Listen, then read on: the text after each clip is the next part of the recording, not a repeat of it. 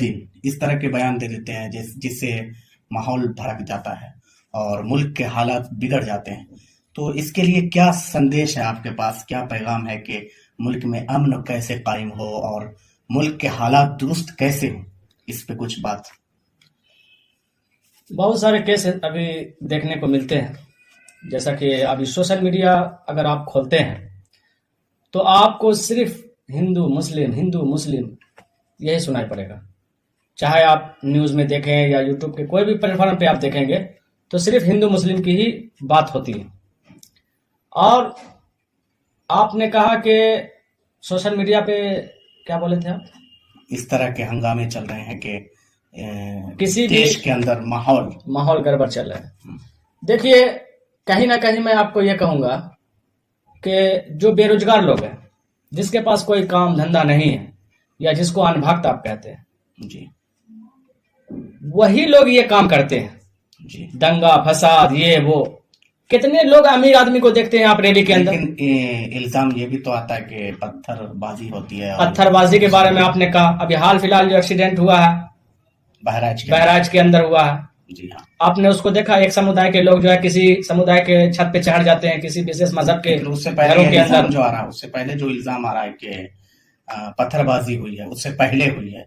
अब बात सही है या गलत है? देखिए, ये सरासरी गलत बात है।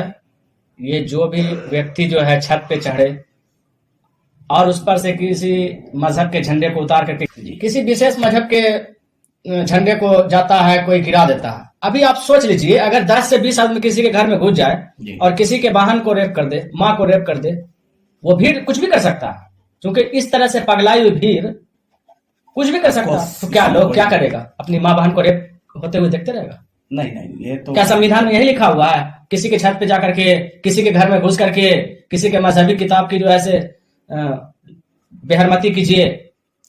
ये बहुत सारी बात है, लेकिन सवाल ये है हमारा जी कि इसके पीछे किसका हाथ है? इसके पीछे जो है राजनेता लोगों का हाथ है जी, पॉलिटिक्स जिसको कहते हैं, पॉलिटिशियन लोग हैं। अभी जो बीजेपी का जब से 2014 से चल रहा है, जी, तब से ये हंगामा आए दिन नजर आता है।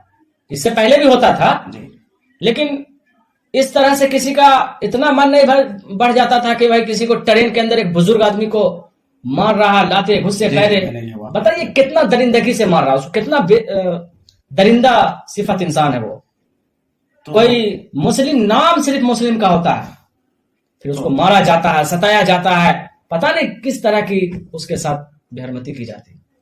तो आखिर इस पे हम मुसलमानों से आप क्या कहना चाहेंगे? देखिए, मुसलमानों से हम यही कहेंगे कि आप लोग जो है सच्चाई का साथ दीजिए।